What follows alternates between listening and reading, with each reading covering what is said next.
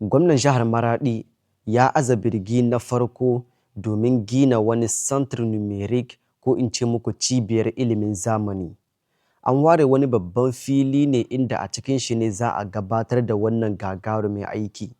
Shi dai wannan santar da ake so a gina zai fi mai da hankali ne akan mutane da suke buƙatar samun ƙarin ilimi ko kuma in ce zurfin ilimi akan duk wani abu da ya danganci numeric, ilimin fasaha, ilimin zamani.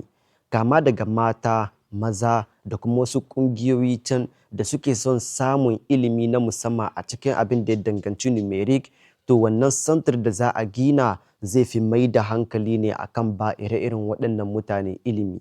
Wata entreprise ce ta Nijar aka ware domin ta yi wannan gagarumin aiki, ma'ana domin ta gina wannan santar. Sannan lokacin da aka ba su watanni guda 5 ne kawai aka ba su.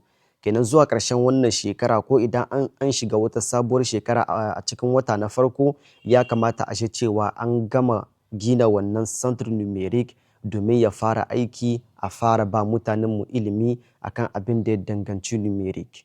Kuɗaɗen da aka kashe domin gina wannan Centre Numeric cibiyar ilimin zamani kuɗaɗe ne waɗanda kimaninsu ya tashi miliyon 139 na sefa, su ne aka ware domin gina wannan santar. Shin menene amfanin wannan santar? Amfanin shi shine zai mai da hankali ne domin ya ba mutane ilimi akan abin da ya danganci ilimin na'ura, ilimin fasaha ko in ce muku da Faransai ilimin numeric. A cikin wannan lokaci ƙasarmu Nijar tana buƙatar ire-iren waɗannan ilimomi ne a cikin ƙasarta. Saboda idan aka duba ba za mu ce an bar mu a baya ba sosai a cikin wannan fanni, amma muna buƙatar ƙarin mutanen da ya kasance sun mallaki wannan ilimi na numeric, ilimin fasaha, ilimin zamani, saboda da shi ne ake gudanar da duniya a halin yanzu.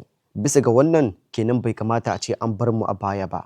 Sai mu shinshina sosai bisa ga wannan aikin da ake so a gabatar, wanda zai taimaka ne domin ba wa mutane ilimi akan abin da ya danganci ilimin fasaha, ilimin zamani, ilimin numeric.